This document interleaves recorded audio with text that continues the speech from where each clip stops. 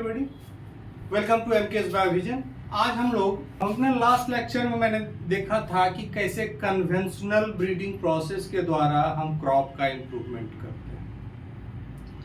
आज हम देखते हैं कि बायोटेक्नोलॉजी का इस्तेमाल करके हम कैसे क्रॉप का इम्प्रूवमेंट करते हैं, खास करके ट्रांसजेनिक क्रॉप हम कैसे बनाते हैं। Discuss about some of the transgenic crop. Transgenic crop, जितना भी लिविंग ऑर्गेनिज्म है जिसमें भी हम जिसके भी जीन को हम रिकॉम्बिनेंट डीएनए टेक्नोलॉजी का इस्तेमाल करके मॉडिफाई करते हैं उसके जीनोम को, वैसे प्लांट को हम जेनेटिकली मॉडिफाइड ऑर्गेनिज्म कहते हैं। किस टेक्नोलॉजी का इस्तेमाल करते हैं हम? तो जीएमओ के लिए हम रिकॉम्बिनेंट डीएनए टेक्नोलॉजी का इस्तेमाल करते हैं इसको बनाने के लिए। पहले हम इसको जेनेटिक इंजीनियरिंग भी कहते थे, नाम कम पॉपुलर। इसका इस्तेमाल करके हम जेनेटिक मॉडिफिकेशन करते थे। अब इसमें करते क्या है रिकॉम्बिनेंट डीएनए टेक्नोलॉजी में? अब मान लीजिए कोई लिविंग ऑर्गेनिज्म ए है, इसके जीन को हमने बी में ट्रांसफर कर दिया, तो ए का जीन, ये जो जीन है बी में ट्रांसफर हो गया। अब ये ट्रांसजेनिक प्लांट या एनिमल या कोई लिविंग ऑर्गेनिज्म हो सकता है, कोई जरूरी नहीं है प्लांट ही हो। Since we are discussing about transgenic crop, that is why we are more focused on plant। तो जेनेटिक ऑर्गेनिज्म कोई भी हो सकता है, ये एनिमल भी हो सकता है, बैक्टीरिया भी हो सकता है, एनिमल हो सकता है, बैक्टीरिया हो सकता है। This gene might belong to a bacteria, किसी बैक्टीरिया, फंजाई या एनिमल का हो सकता है, किसी इंसेक्ट का हो सकता है। अब इसके जीन को हम ट्रांसफर बी में कर दिए, और बी मान लीजिए कोई प्लांट। तो इस तरह से हम एक ट्रांसजेनिक क्रॉप बनाते हैं। तो ट्रांसजेनिक क्रॉप जब हम बनाते हैं, अब इसमें ध्यान रहे कि ये जो जीन ए में एक्सप्रेस हो रहा है, ये बी में एक्सप्रेस होना चाहिए। बी में जब एक्सप्रेस होगा तो वही प्रोटीन बनाएगा।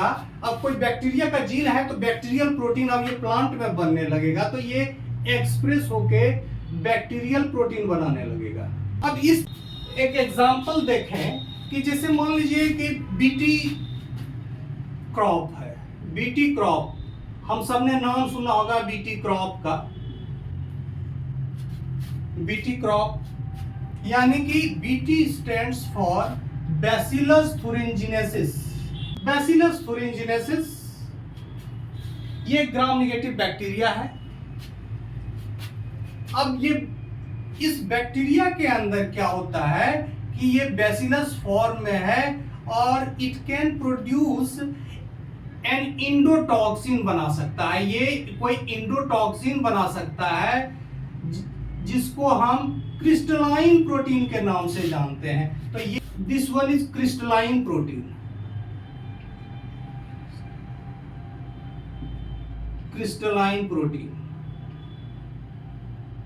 ये जो इंडोटॉक्सिन है, it is producing inside the cell of the bacteria, और ये it is not toxic to the bacteria itself. ये बैक्टीरिया के लिए टॉक्सिक नहीं है। इस इंडोटॉक्सिन के जो है ये इनएक्टिव स्टेज में रहता है, और ये जो टॉक्सिन है ये प्रोड्यूस किया जाता है एक एंजाइम, ये जीन के द्वारा, जिसको हम क्राइजीन कहते हैं। तो बैसिलस thuringiensis के अंदर क्राइजीन होता है, उसके सर्कुलर जीनोम में क्राइजीन रहता है, और ये क्राइजीन जो है एक्सप्रेस करके ये क्राई प्रोटीन बनाता है, ये क्रिस्टलाइन प्रोटीन बनाता है। और ये क्रिस्टलाइन प्रोटीन जो है ये टॉक्सिक होता है सर्टेन इंसेक्ट्स के लिए। उसके कैटरपिलर स्टेज में ये उसको हार्म करता है। और लेकिन फिलहाल जैसे ये फ्रेश टॉक्सिन बनता है, ये एज एन इंडोटॉक्सिन के फॉर्म में ये इनएक्टिव रहता है। ये मतलब it is not acting as toxin,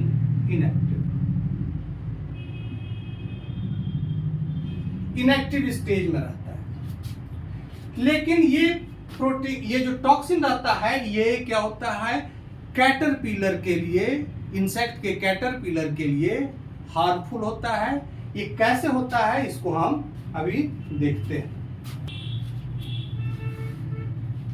suppose कीजिए कोई कॉटन का प्लांट है, ये मान लीजिए कॉटन प्लांट है, कॉटन का ये कॉटन बॉल है जिसके अंदर कैप्सूल रहता है, जो डेहिशंस के बाद कॉटन इससे निकलता है।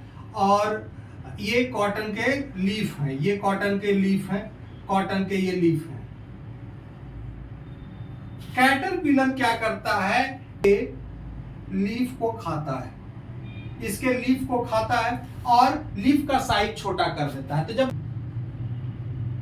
तो ये कॉटन बॉल वर्म से रिलेटेड जो भी इंसेक्ट हैं, ये लीफ को खाते हैं। और लीफ के खाने से क्या होगा कि जो फोटोसिंथेसिस का एरिया है वो घट जाएगा। इसके कारण क्या होगा कि बायोमास रिडक्शन होगा। बायोमास रिडक्शन के कारण जो कैप्सूल, कॉटन का कैप्सूल है, वो छोटा होगा, स्मॉल कैप्सूल होगा। फ्रूट को कैप्सूल कहते हैं, इसमें ये मालवेसी का मेंबर है, इसलिए फ्रूट को हम कैप्सूल कहते हैं। स्मॉल फ्रूट होगा, स्मॉल फ्रूट होगा। जब स्मॉल फ्रूट होगा, that is the commercial loss for us, तो हमारे लिए कमर्शियल लॉस है। अब हम करते क्या है कि इस ये बैक्टीरिया है, बैक्टीरिया के अंदर ये क्राइजीन पड़ा हुआ है, क्राइजीन जो टॉक्सिन प्रोड्यूस कर रहा है। इस जीन, इसको हमने ट्रांसफर कर दिया। किस पर ट्रांसफर किया, कॉटन प्लांट पर, कॉटन प्लांट पर।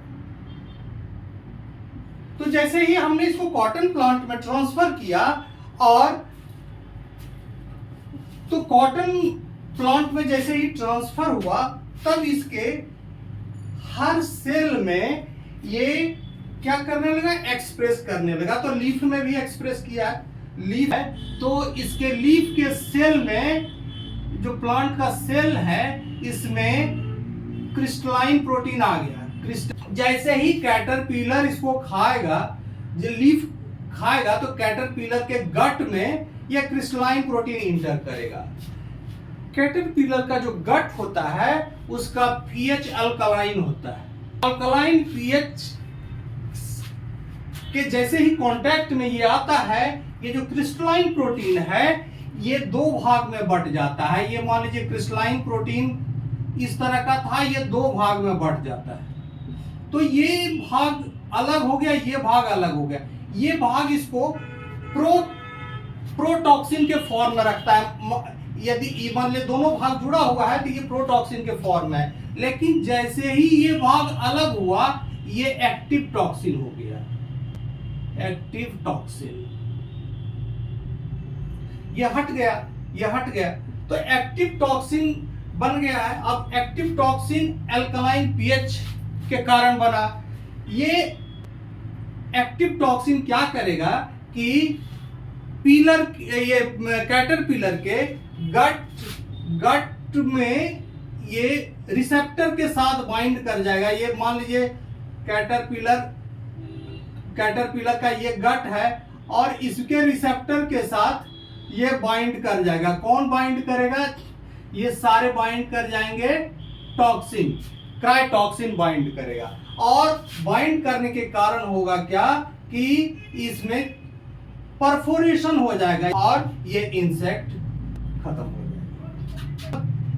इसमें हुआ क्या कि हमने ये इंसेक्टिसाइडल प्रोटीन जो एक बैक्टीरिया के अंदर प्रोड्यूस हो रहा है, उसको हमने एक प्लांट के अंदर ट्रांसफर कर दिया। इस कारण से प्लांट खुद एक इंसेक्टिसाइडल प्लांट बन गया। ये क्या हो गया, इंसेक्टिसाइडल प्रॉपर्टीज में आ गया, insecticidal property. The plant is now equipped with insecticidal property. तो इस तरह से अब ये प्लांट ये कैसे ट्रांसफर किया गया, हम जानते हैं कि बैक्टीरिया जो है, बैक्टीरिया का जीनोम सर्कुलर है, इसके अंदर क्राइजीन है, क्राइजीन सीधा हम इसको ट्रांसफर नहीं कर सकते हैं। इसके लिए हमको इस प्रोटीन को, बीटी प्रोटीन को एक दूसरे बैक्टीरिया में ट्रांसफर करना पड़ेगा। तो जो बैक्टीरिया है इसका नाम है एग्रोबैक्टीरियम ट्यूमिफेसियंस। ये जीन एग्रोबैक्टीरियम ट्यूमिफेसियंस में चला आया, और ये जो एग्रोबैक्टीरियम ट्यूमिफेसियंस है ये प्लांट को इन्फेक्ट करता है, प्लांट को इन्फेक्ट करके क्राउन गॉल डिजीज बनाता है, क्राउन गॉल डिजीज या प्लांट का ट्यूमर जिसको हम कहते हैं। तो सबसे पहले ये जो बैसिलस थुरिंजिनेसिस जो बैक्टीरिया है, बैसिलस थुरिंजिनेसिस जो बैक्टीरिया है, इसके प्रोटीन को हम ट्रांसफर करते हैं। इसके अंदर बैसिलस थुरिंजिनेसिस का जो जीन है, क्राइजीन है, उसको ट्रांसफर करते हैं एग्रोबैक्टीरियम के प्लाज्मिड में, टीआई प्लाज्मिड के नाम से जानते हैं। तो अब ये जीन इसमें आ गया। Now this bacteria can infect A number of dicot plant. तो जहां ये बैक्टीरिया जिस भी डाइकॉट प्लांट को इन्फेक्ट करेगा, तो उस स्थिति में ये क्राइजीन उसको भी दे देगा, क्राइजीन उसको भी दे देगा। तो जब जो क्राउन गॉल में जो सेल का फॉर्मेशन होगा, उसमें बहुत सारे सेल ऐसे होंगे, प्लांट के सेल होंगे जिसमें क्राइजीन का ट्रांसफर हो चुका होगा, यानी कि उसके प्लांट के सेल ट्रांसफॉर्म हो चुके होंगे। अब इसी गॉल सेल्स को हम टिश्यू कल्चर से ग्रो करते हैं। अब जब टिश्यू कल्चर से ग्रो करेंगे और उसके कल्चर से जो भी प्लांट हमको मिलता है, उस प्लांट में ये क्राइजीन पाए जाएंगे, और क्राइजीन पाए जाएंगे तो वो प्लांट जो होगा इस पर्टिकुलर क्राउन गॉल डिजीज से रेसिस्टेंट होगा, क्योंकि वो कैटरपिलर को मारने वाला प्रोटीन खुद बनाता है। बहुत सारे क्रॉप में इस बीटी जीन, जिसको हम क्राइजीन के नाम से जानते हैं, उसको ट्रांसफर किया गया है बहुत सारे क्रॉप में। तो और we have created a number of genetically modified crop.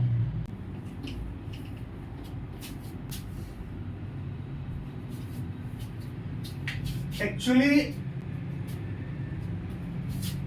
Transfer of gene के लिए टीआई प्लाज्मिड का इस्तेमाल हम मोस्टली डाइकॉट प्लांट के लिए करते हैं, बट मोनोकॉट के लिए हम जीन गन का इस्तेमाल करते हैं, क्योंकि एग्रोबैक्टीरियम मोनोकॉट को इन्फेक्ट नहीं करता है, तो इसके लिए हम जीन गन का इस्तेमाल करते हैं मोनोकॉट के लिए। जहां तक क्राइजीन का सवाल है, क्राइजीन के लिए Cry1AC एंड Cry2AB, ये जो दो जीन हैं, इसको प्लांट के अंदर डाला गया है डाइकॉट में to check cotton bollworm. Cotton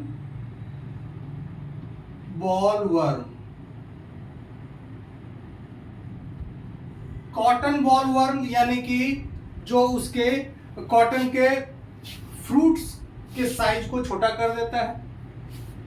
तो क्राइजीन, दो क्राइजीन का इस्तेमाल हम करते हैं कॉटन बॉलवर्म को चेक करने के लिए, जबकि कॉर्न बोरर यानी कि मेज में जो तना छेदक है, इसके लिए हम Cry1AB का इस्तेमाल करते हैं, यानी सिंगल जीन का इस्तेमाल करते हैं। BT cotton, BT brinjal, BT tomato और बहुत सारा प्लांट इसमें बना पाते हैं।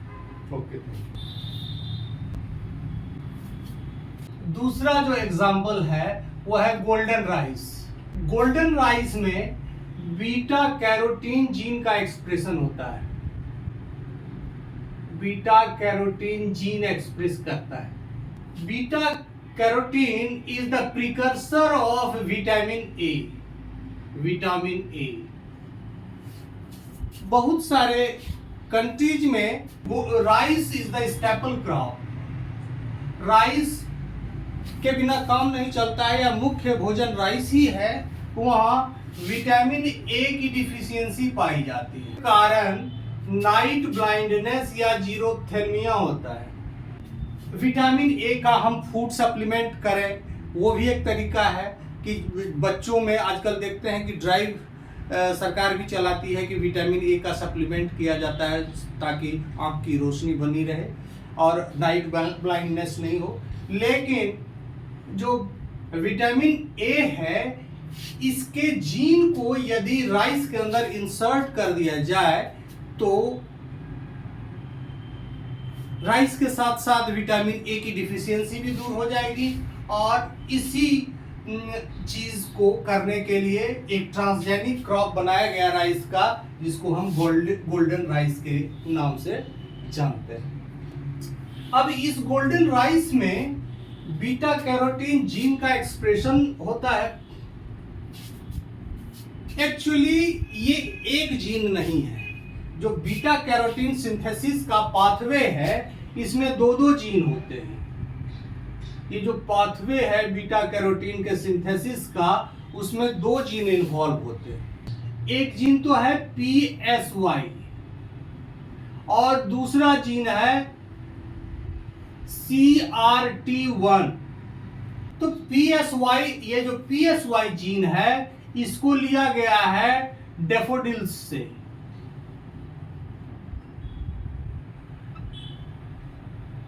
डैफोडिल्स, हम लोगों ने काफी इस पर कविताएं वर्ड्सवर्थ की सुनी है। डैफोडिल्स प्लांट एक डाइकोट प्लांट है, इससे ये जीन निकाला गया है। और दूसरा जो है ये एक सॉइल बैक्टीरिया इरविनिया से निकाला गया है। ये we are not going to discuss the entire pathway of beta carotene synthesis, लेकिन हम ये जानते हैं, ये इसमें हमें ये बताना है कि ये दोनों जीन इसके पाथवे को पूरा करने के लिए अपना अपना प्रोडक्ट बनाते हैं। तो ये दोनों जीन आवश्यक है। इसके इंसर्शन के कारण जो राइस है उसमें विटामिन ए का सिंथेसिस होने लगता है, यानी कि विटामिन ए का जो प्रिकर्सर है बीटा कैरोटीन वो बनने लगता है, येलो कलर का होता है। तो राइस भी येलो हो जाता है, व्हाइट से इसका येलो कलर चेंज हो जाता है। That's why we call it golden rice, इसीलिए हम इसको गोल्डन राइस के नाम से जानते हैं। तीसरा जो एग्जांपल है ट्रांसजेनिक प्लांट का, वो है हिरुडीन इन रेपसीड। हिरुडीन क्या है? ये एक एंटीकोगुलेंट है। नेचुरल एंटीकोगुलेंट जो हमारे ब्लड में पाया जाता है उसको हम हिपेरिन कहते हैं। हिपेरिन का प्रेजेंस जो है वो ब्लड क्लॉटिंग को रोकता है हमारे वेंस के अंदर। बाहर में हमको एंटीकोगुलेंट की जरूरत पड़ती है, या तो थेरेपी के लिए जिसमें हिपेरिन कम है, वैसे लोगों में एंटीकोगुलेंट डाला जाता है, या फिर को स्टोरेज में रखने के लिए, स्टोरेज के लिए भी हिपेरिन की जरूरत पड़ती है। तो हिरुडीन जो एंटीकोगुलेंट है ये लीच में पाया जाता है, हिरुडिनेरिया में पाया जाता है। लीच के जीन से, लीच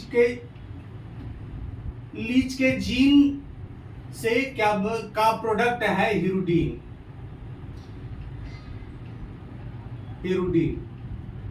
लीच जब ब्लड सक करने लगता है तो साथ ही साथ अपने स्लेवरी ग्लैंड से हिरुडीन का सिंथेसिस करता है, जिसके कारण वो ब्लड क्लॉट नहीं होता है और वो पूरा फीड कर सकता है अपने ब्लड सक कर सकता है विदाउट एनी प्रॉब्लम।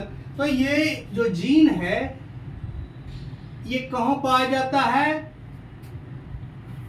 ये लीच के अंदर पाया जाता है और इसका एक्सप्रेशन कहाँ होता है, सिलिवरी ग्लैंड में होता है, जिसके कारण ये एंटीकोगुलेंट बनाता है।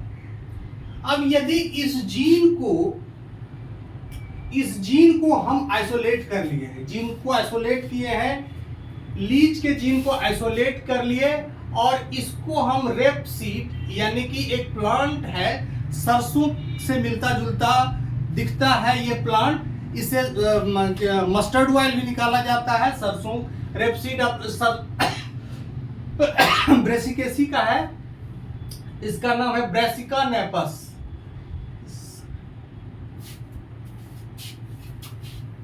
ब्रेसिका नेपस और ब्रेसिका नेपस का जो क्रोमोसोम है उसके अंदर हमने ये लीच के जीन को डाल दिया। अब ये जब ब्रेसिका नेपस का सीड बनता है, जब ब्रेसिका नेपस अपना सीड बनाता है तो सीड के अंदर क्या एक्सप्रेस होता है, हिरुडीन वाला जीन एक्सप्रेस होता है। सीड में जो जीन एक्सप्रेस होता है उसी के प्रमोटर के साथ हम उसको इंटीग्रेट कर देते हैं। तो जब सीड के अदर कंपोनेंट का सिंथेसिस होने लगता है तो उसके साथ ही क्या बनने लगता है, हिरुडीन भी बनने लगता है। फॉर एग्जांपल मान लीजिए ऑयल का सिंथेसिस हो रहा है तो हिरुडीन भी बनने लगेगा और इसी हिरुडीन को हम क्या करते हैं, इसको हम आइसोलेशन एंड प्यूरिफिकेशन करके हम क्या करते हैं, इसका थेरेपी में यूज होता है, थेरेप्यूटिक वैल्यू है इसका। एंटीकोगुलेंट